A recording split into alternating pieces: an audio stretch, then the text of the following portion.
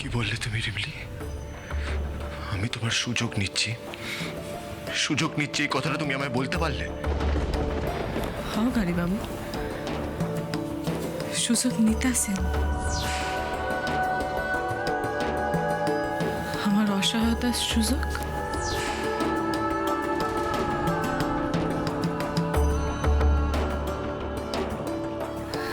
আপনি তো জানেন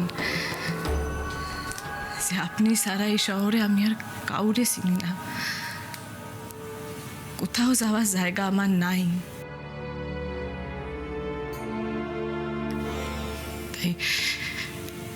তাই এই সুযোগ নিয়ে আমারে বাধ্য করতেছেন আপনার কথা শুনতে।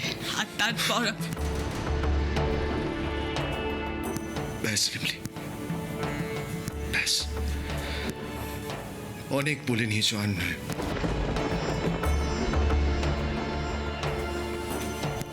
এবার তুমি যা চাইবে সেটাই হবে। আমি এই পেপারে সই করব, তোমাকে মুক্তি দেব, আর সৃজাকেও বিয়ে করব।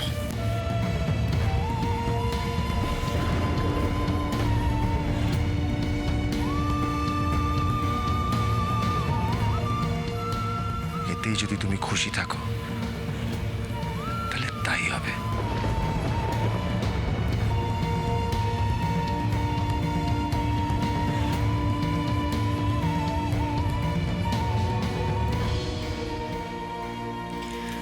চলো সৃজা।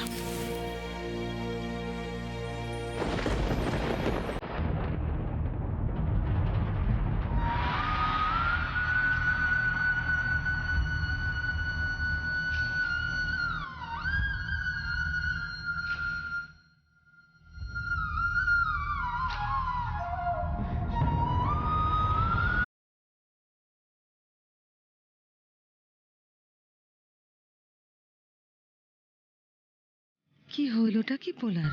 সে আয়া থেকে দেখতেছি মুখে কোনো রা নাই, কেমন যেন জিমায় রইছে। ঘন্টু, ঘুমাস নাই এখনো? ও ঘন্টু, কি হয়েছে বাপ, ঘুম আসে না?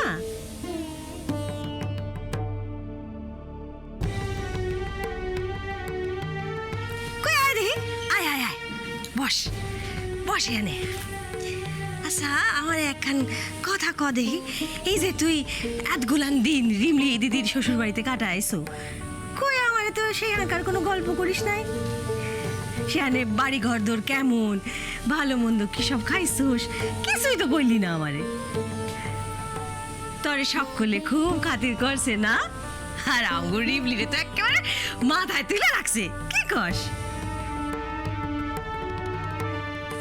ঘন্টু, কি হয়েছে বাপ, কথা কষ্ট কেন?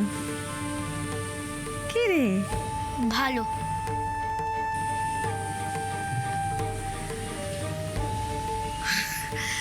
বুঝছি বুঝছি, শিয়ানে রিমলি তোরে রোজ সঙ্গে লইয়া শুইতো তাই না? এর লিগা তোর ঘুম আসে না। কি রে ও ঘন্টু?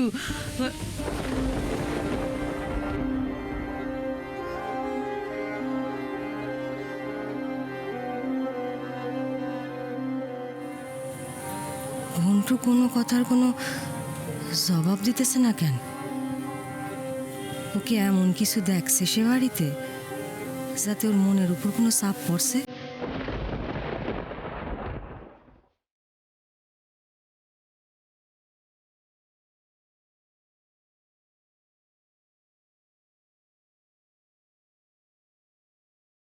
আপনি এটাও জানেন যে আপনি ছাড়া আমি আর এই শহরের কাউরে চিনি না। তাই আপনি আমার সুযোগ নিতেছেন। তুমি এমন কথা কি করে আমায় বলতে পারলে রিমলি? কি করে?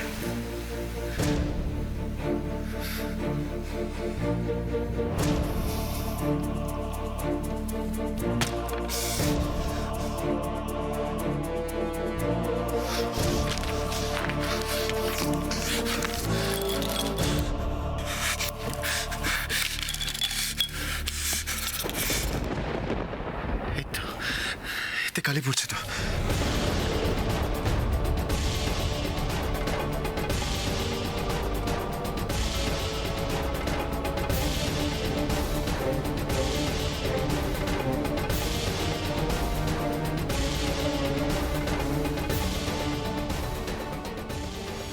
তুমি বাহ কালীবাবু, আমিও কইলাম আর আপনিও শুনে নিলেন। মানে মানে আপনি জানেন না, আপনি সই কইরা দিলে সে আমি আর কোনোদিনও আপনার কাছে ফিরতে পারুম না, জানেন না? তুমি কি বলছো আমি কিছু বুঝতে পারছি না রিমলি। কি কইরা বসবেন? আপনি তো শুধু আমার মুখের কথাটাই শুনলেন, মনেরটা তো শুনলেন না।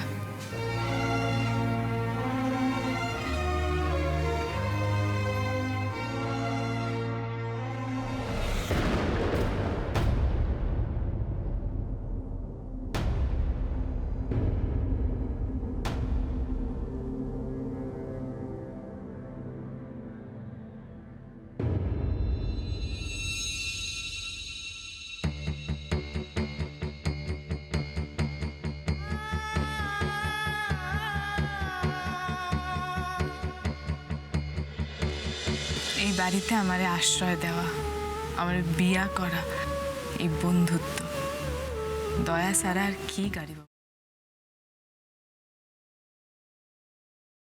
আমাকে ডিভোর্সের কাগজ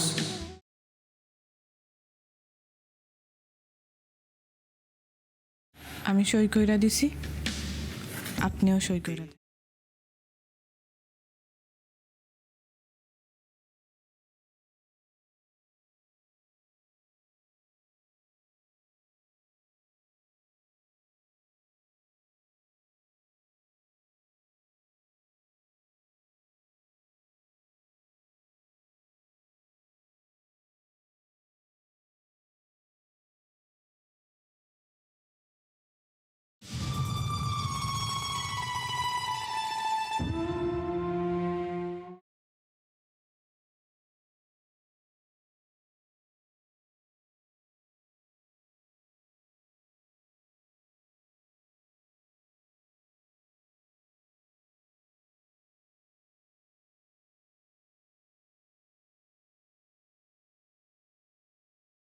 আমি রিমলিকে ভালোবাসি।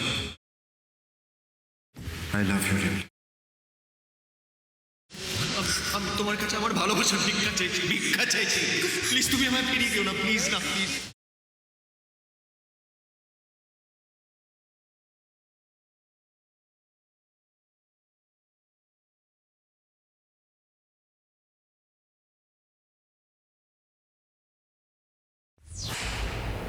অনেক রিকোয়েস্ট করেছি, আর নয়। এবার আমিও দেখতে চাই তুমি কতটা সহ্য করতে পারো রিমলি। খুব জেদ না তোমার? মনে রেখো রিমলি, আমি অসিত বরণ মুখার্জির ছেলে উদয় মুখার্জি। জেদ কাকে বলে এবার আমি তোমায় দেখাবো।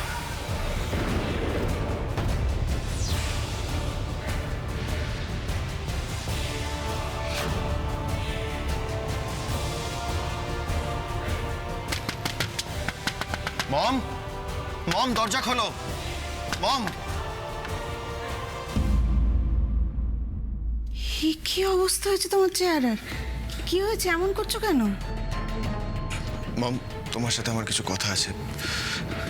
তুমি তুমি একটু এদিকে এসো তো। এদিকে এসো, এদিকে এসো।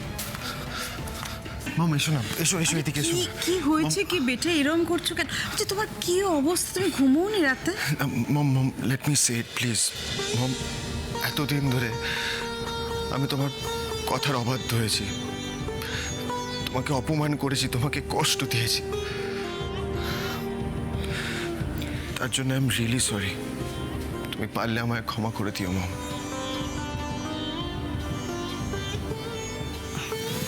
এদিকে এসো, এসো বসো, এখানে বসো, বসো। দেখো বেটা, আমি তো তোমার মা। তুমি মুখে না বললেও আমি জানি এই কদিন ধরে তোমার উপর দিয়ে কি মেন্টাল প্রেশার গেছে। কিন্তু বিশ্বাস করো, আমি যা করেছি সবটা তোমার ভালোর জন্য করেছি, এতে আমার কোনো স্বার্থ নেই। আমি জানি তুমি কেন আমার খারাপ চাইবে। আসলে কি বলো তো মামা, আমার চোখের সামনে থেকে না এখন সব অন্ধকার সরে গেছে, সব কিছু অনেক পরিষ্কার হয়ে গেছে। আর তাই আমি তোমায় একটা কথা বলতে চাই।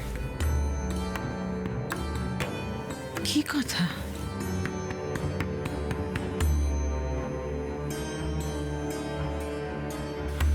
আমি সৃজাকে বিয়ে করতে রাজি আছি মাম।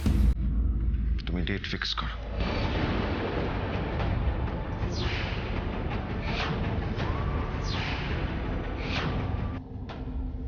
তুমি তুমি সত্যি বলছো? সত্যি বলছি। তুমি কি ডিভোর্স পেপারে সাইন করে দিয়েছো? তাহলে পেপারটা আমাকে দাও। মম, বললাম না তুমি ডেট ফিক্স করো, পারলে আজই করো।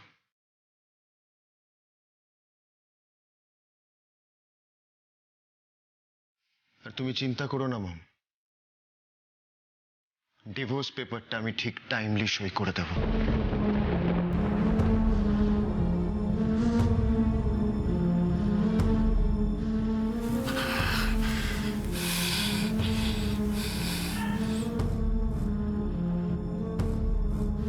ছোট স্যার আপনার চা।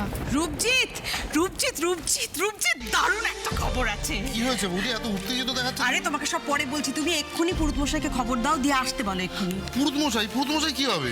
আরে আরে বাবা, উদয় বিয়ে করতে রাজি হয়েছে রূপজিৎ। ইয়েস।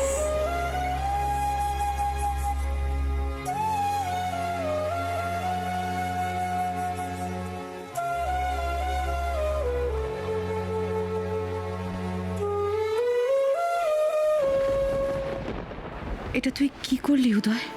রিমলির মতো তুইও অবুঝ হয়ে সব কিছু ইতি টেনে দিলি। উদয় বলেছে যে সৃজাকেও এক্ষুনি বিয়ে করতে চায়।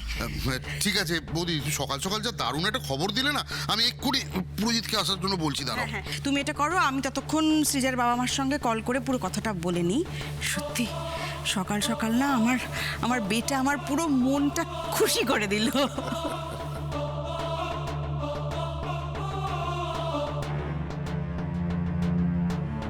দাঁড়া রিমলি,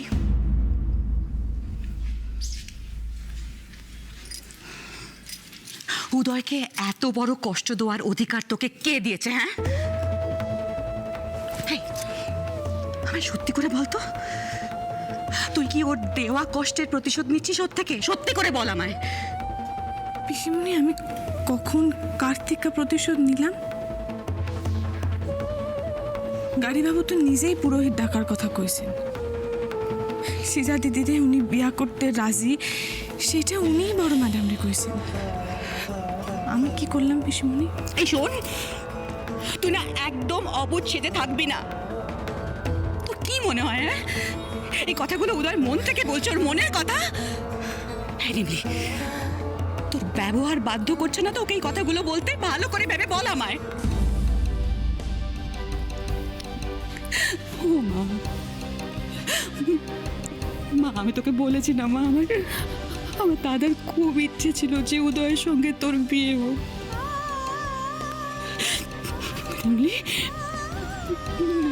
মা, আমার দাদার ইচ্ছে কোনো দাম নেই, কোনো মূল্য নেই তোর কাছে।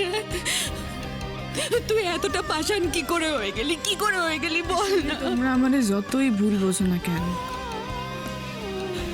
একজন মায়ের থেকে আমি তার সন্তানকে আলাদা করতে পারুম না। আর আমি যদি সবটা জানি না, এই বিয়াটা মাইন নাও নি না, আশীর্বাদ তো দূর বেশি হনি, অভিশাপ ছাড়া আর কিছুই পাবো না।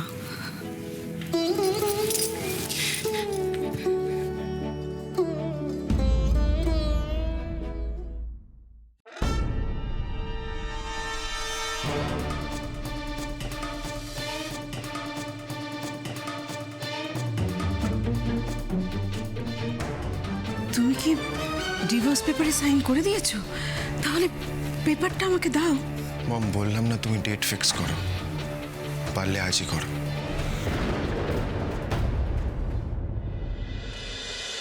আহা, তুমি খামো খায় ঘন্টুর লয়ে চিন্তা করো।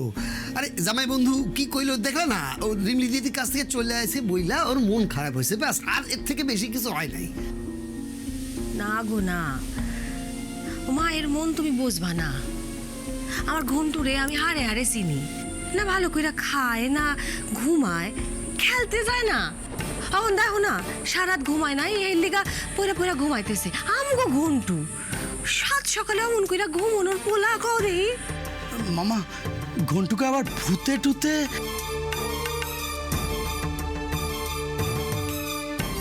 আচ্ছা, তাহলে ঘন্টুর ব্যাপারটা লয়ে কি করা যায় কও দেখি। তুমি জামাইরে এখন ফোন দাও, জিগাও এখানে সকলে ঠিক আছে কিনা। আমার মন কেমন কু ডাকতাছে।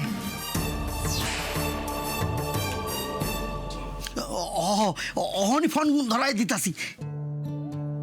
একটু জোরে দাও, আমি শুনবো।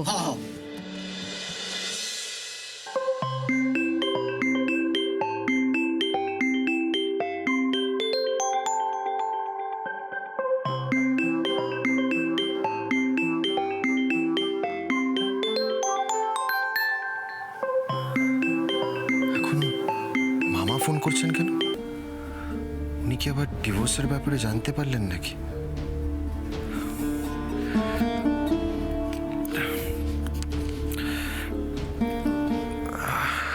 হ্যাঁ মামা বলুন। আর তোমরা কেমন ঘুরতে আসো জামাই? ঘুরছি? কোথায় ঘুরছি? ওই যে জামাই বন্ধু আইছিল তো ঘন্টুরে লইয়া বাড়িতে, তো কইলো যে তোমরা কোথায় সব ঘুরতে যাবা, তাই। ও, পরমকে তাহলে রিমলি ওনাদের কাছে ঘন্টুর ব্যাপারে মিথ্যে বলতে বলেছে? না মামা, আসলে যাওয়া হয়নি, কারণ একটা বিশেষ কাজে আটকে গেছিলাম। ওই দেখো কাণ্ড, ওই ঘন্টু তো তাড়াহুড়ো কইরা চলে আসতে হলে বলে মনটা খারাপ হয়ে আছে। ঘন্টুকে মন খারাপ করতে বারণ করবেন, ওকে নয় আমি আরেকবার নিয়ে আসবো। উদয়, নিচে ঠাকুর মশাই এসেছেন, আন্টি তোমায় ডাকতে বললেন, এসো।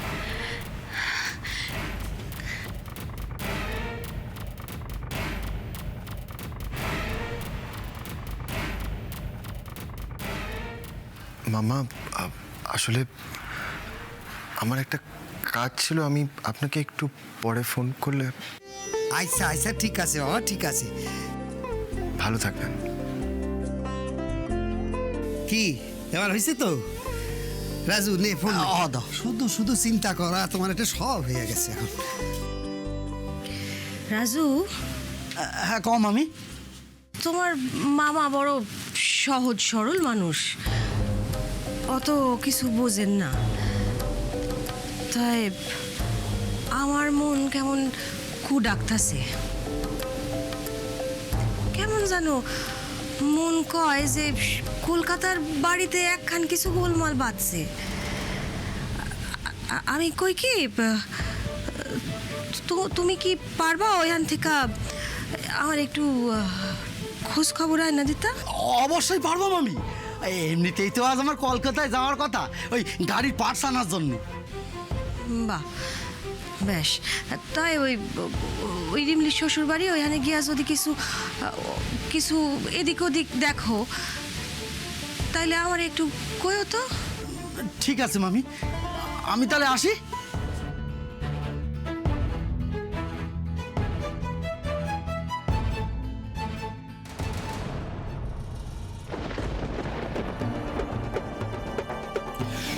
এই কই না, রিমলি এটা কি করছে বলতো? কিছুই বুঝতে পারছি না। ও কি সত্যি মন থেকে চাইছে যে দা ভাইয়া শ্রীজাতির বিয়েটা হয়ে যাক, নাকি ও এতটাই স্টুপিড যে বুঝতেই পারছে না আমাদের দা ভাই ওকে কতটা ভালোবেসে ফেলেছে? দেখ চিনি, আমি রিমলির ব্যাপার স্যাপার বুঝতে পারছি না, বাট আমি তো শুনলাম দা ভাই নাকি মামিকে বলেছে পুরোহিত ডাকতে। রিমলির মনে এখন কি চলছে আমি জানি না, তবে আমি মেয়েটাকে যেটুকু চিনেছি ও জেনে শুনে কারোর খারাপ চাইবে না কোনোদিন। উদয়ের তো নাই। আরে ও ঠাকুর মশাই, তখন থেকে মন দিয়ে কি দেখে যাচ্ছেন? আমাদের একটু বলুন, জানান কি দেখছেন। হ্যাঁ ঠাকুর মশাই, কাছাকাছি বিয়ের কোন ডেট আছে ভালো একটু বলুন না। আপনাকে তো আমি আগেই বলেছি, উদয়ের কুষ্ঠিতে এখন বিয়ের কোনো তারিখ নেই। তবু যে আপনারা কেন চেষ্টা করছেন আমি বুঝতে পারছি না।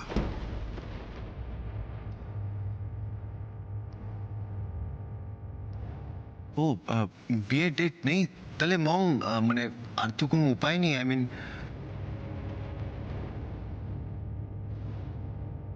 তাহলে মম বলছিলাম কি যে মানে বিয়েটা যদি আমরা একটু আপনাকে শোনো স্যার, না না সেটা করা যাবে না, বিয়ে পেছনে যাবে না বেটা। ঠাকুরমশাই আপনি পাঁজিটা একটু দেখুন তো, দেখুন ভালো করে দেখুন, যদি কোনোভাবে একটা ডেট বার করা যায়। আসলে না এই বিয়েটা তাড়াতাড়ি হওয়াটা খুব জরুরি।